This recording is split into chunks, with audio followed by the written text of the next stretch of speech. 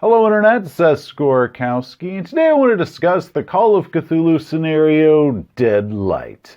Written by Alan Bly and published by Chaosium, Dead Light was one of their first supplements released for the Call of Cthulhu 7th edition line. Now first things first, look at this cover art. It is gorgeous and creepy and makes you want to open the module and know what it's about. I've said before that I put a lot of weight into the art of a game book, and this module's cover nailed it. Now, for some of my regular viewers, yes, I have reviewed this scenario before. 2 years ago, during the infancy of my channel, Dead Light was the first module that I reviewed for Call of Cthulhu, and while the information in that review was good, my technical know-how and my equipment was just plain horrible. So as with some of my other earlier videos, I've decided to go back and do this one right. And also, I wasn't in the original, so this video was already a step up. Yeah, I hadn't hired you on yet. Best move you ever made. As you can see, it's pretty small, just 25 pages, and once you remove the opening credits and the NPC profiles at the end, it only comes to 16 pages for the entire scenario, which is short enough to do in a single session. But just don't think because it's short that it doesn't pack a serious punch. It's not the size that counts. The adventure offers plenty of challenges and risks for players, both new and seasoned, with excellent opportunities for character interaction and roleplay. This was also the first 7th edition Call of Cthulhu scenario that I ran for an entire group. I had started with a 2-player game of doing the haunting in order for myself and some other players to kind of get used to the system, but then once another one was done as a solo game with just 1 player, but Dead Light was the adventure that I chose to actually start our full campaign with when I finally had a full group assembled for 1 session. Now all of this is to say that I am a huge fan of this scenario and is among my very favorite of the Call of Cthulhu scenarios that I've read. But it's not perfect. So let's address those as well as a few tips and ideas that I have for other keepers to run it effectively and try to get the most pain out of it. Now, keepers out there who haven't tried it out, it is definitely worth looking into. But before we go on with this review, I must warn you that there will be spoilers. So any players out there, unless you want to ruin the experience for both you and everyone else at your gaming table, please stop here. But definitely send your keeper this way to see if Dead Light will be a good fit for your group. Okay, keepers, now that we're alone, let's get down to the nitty-gritty. Dead Light is a survival horror game, meaning that the PCs only need to survive a single night in order to win it, sort of like Night of the Living Dead. The player characters are going to be cut off from the outside world and restricted to a very limited area. This hinders their ability to go wandering off in random directions and allows you to easily keep them corralled and on track, which is very good for new keepers and as well as new players. The cast is small. You only have to keep track of 7 NPCs, one of which being optional. Each of these NPCs has a nice-sized profile in order to learn as much about them as you can, unlike other modules that I've read that have huge casts and almost no profiles given at all. Again, this makes it much easier for a new keeper to run it. The adventure has quite a lot going for it. You have murder, criminal conspiracy, dark family secret, amnesia, and an alien horror. And that is a really nice combination for just one adventure. The interior art is good. The maps are also very good. Chaosium did a spectacular job with the aesthetics of the book. Editing, however, there are 2 points that I want to mention. 1, Walter the punk jockey is mentioned at the very opening as being inside the diner. However, he's then mentioned nowhere else. I can only assume that this was a relic from a previous edit, but be aware that while he is mentioned on page 5, he's not actually in the module anywhere else.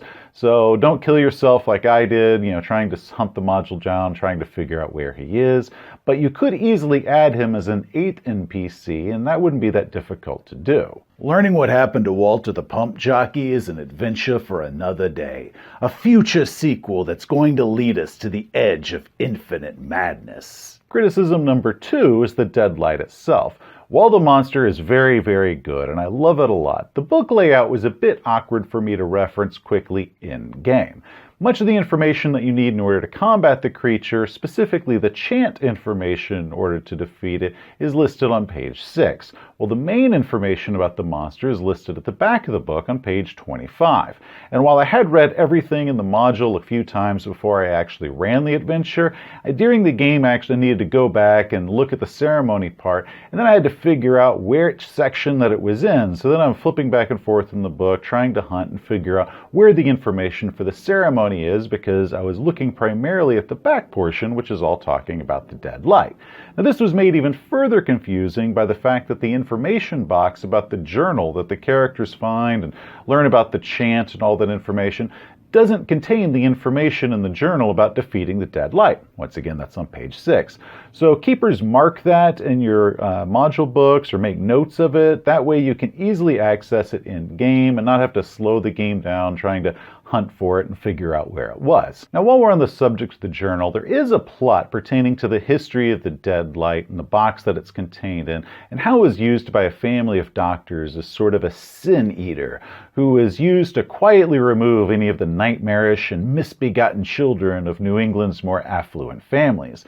And while I really dig the history of the dead light, and I like it being in there, that way the investigators can find out more about their opponent, and it kind of leads to their idea of how the mythos works.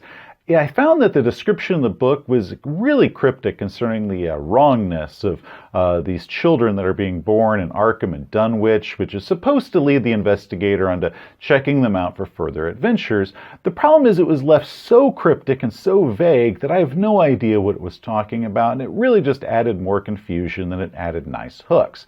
So my solution here is, instead of saying how the people of Dunwich are having goat babies or something like that, say that the dead light's history is that it was used for abortions.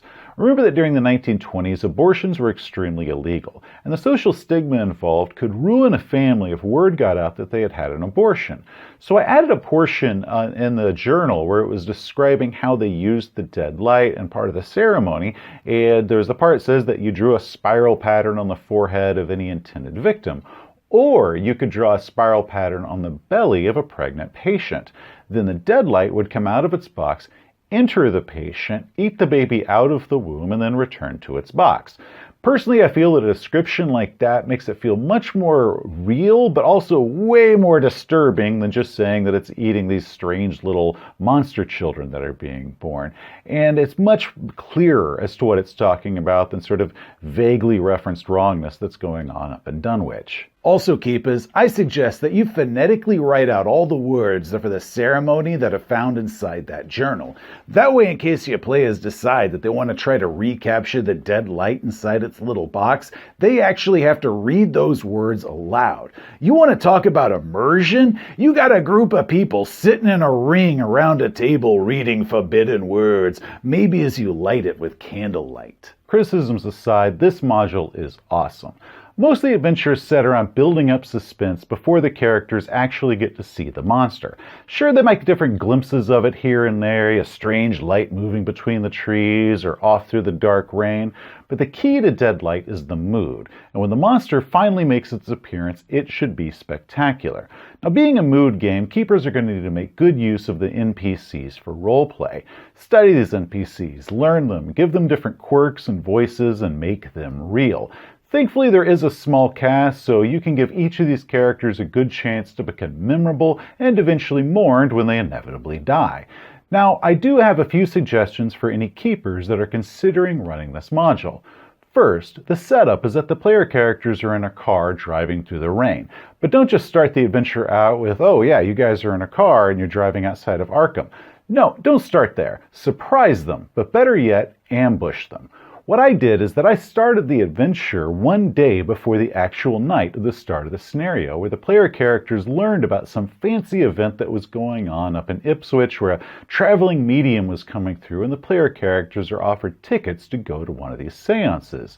Now, the player characters were all excited because they believed that this was going to be the adventure, that something strange was going to happen at the seance. So they got themselves all dressed up, and thankfully they had a little bit of car trouble, so they all had to get into the same car, and they started driving up to Ipswich through the rain.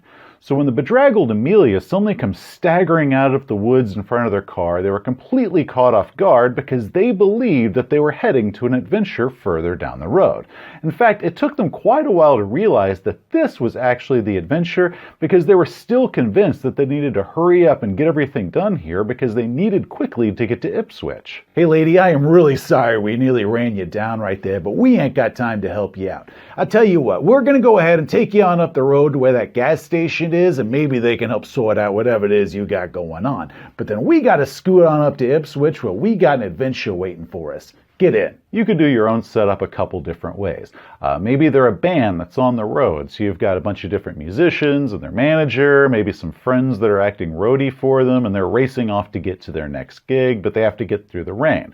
Maybe they're a group of Miskatonic students that are either going out for a wild night of joyriding, or maybe they're trying to get to some sort of school function, like a volleyball game or an archaeological dig site or something like that. But my big suggestion, no matter what you do, is to misdirect the players into believing that they are going somewhere else for the adventure and play that to the hilt. That way, the opening scene in Deadlight really does catch them by surprise. Second, for the lead up to the Deadlight's appearance, I had one of the investigators, once they reached the cafe, really need to use the bathroom. Just have them make a luck roll or go by whoever has the lowest luck. The water closet for the diner is accessed from outside the building, so the character would need to go out into the rain in order to go to the bathroom. The old man Teddy Brewer mentioned that he had to go as well, so they went together, and Teddy waited outside with the umbrella while the player character went inside to use the toilet. Then the character heard this big cry from outside, and this bright light started shining from underneath the door frame and kind of around the edges. And when the player character finally stepped outside, there was no sign of Teddy at all, and there was a little bit of a kind of a gray, ashy mud on the ground because it was rained on. But that was a great way of showing the lethality of the Deadlight long before anybody actually saw the Deadlight. Rest in peace, Teddy. Later on, after the power went out, Jake Burns mentioned that he had a flashlight in his truck's glove box. So the rest of the player characters just kind of stood at the windows watching as Jake ran out to his truck. Then a pale light filled up the cab of the truck and shined out, and when the player characters raced out there to investigate what had happened, all they found was a pile of ash in the driver's seat, and there was a spot in the passenger side floorboard that looked like it had been rusted through, and there was a hole to the outside. We also found a couple bottles of bootleg liquor hidden in his truck, which, trust me, at this point, we really needed them. Third, and this is just an idea because I have not run this myself, I think it might be fun if Amelia was a player character. Now this is very easy to do since Amelia starts off this scenario having a bit of temporary amnesia, so that player is not going to have any good inside information that can give them an advantage. It also might be a great way for a player to introduce a new character to the campaign. Just simply have that player roll up their stats like normal, swap those stats out for Amelia's in the book, and there you go. Now make the player character believe that they're going to be introduced once the player characters arrive at whatever destination it is that they're headed to. That way, that player is just as surprised as the rest of the party when Amelia comes staggering out in the rain. However, I did mention this in the previous version of this video, and one viewer mentioned that they actually tried it, and they reported that their group actually had a lot of trouble trying to trust Amelia, and they kind of kept her at arm's length, and Amelia was never really fully brought into the party because they didn't trust her. So this trick definitely isn't for everybody. It does not have a perfect success rate, but I do still think it's a great idea, and I would love to hear somebody tried it and that it worked, but just be warned that the player character might not be absorbed into the party because that is the progress report that I got. Fourth is the reveal. Make the Deadlight's full reveal as dramatic as possible.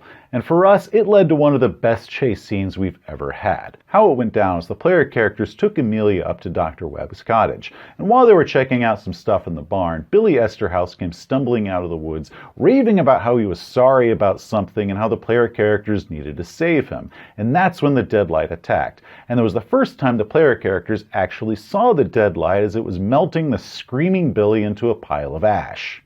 Yeah, you better let me take it over from here. Anyway, after we watched Billy melt like that, we're all like, screw this, and we hopped in our car and we started speeding our butts back towards the diner. Now that ain't no sweat, because our car moves a hell of a lot faster than the Deadlight moves. However, because we're flooring it down a dirt road and in the rain, this turn required that we had to do a hard drive check, and then this turn required that we had to do an extreme drive check, which our driver failed, sending our car spinning off into a muddy ditch. So there we are. The driver's trying to push his drive roll, trying to get that car started, trying to get it out of the mud. Engine's doing that wah, wah, wah, wah, wah, wah, wah, wah, wah. And the rest of us, we're in the backseat of the car looking out the window, and we can see the dead light shining between the trees as it's coming straight towards us through the woods. And finally, we're all like, screw this. And we hop out of the car and we start hoofing it towards that diner. But now we're having to make all sorts of dex checks, jumping over mud puddles and slipping around in the mud as this dead light is just coming straight at us like a freight train from hell. Finally, we get to the diner and we turn around and the dead light is right on top of us. And we're all like, oh my God, we're so freaking dead. Then all of a sudden the dead light, it starts getting all spiky and weird. And we're like, what the hell? Then all of a sudden a bolt of lightning slams down just a few feet away and the dead light goes fleeing off away from us.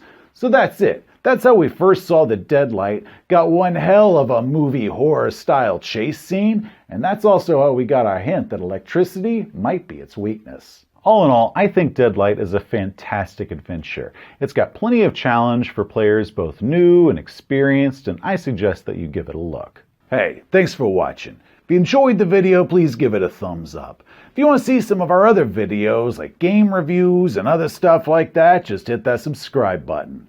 Till next time, gamers, you have a great day.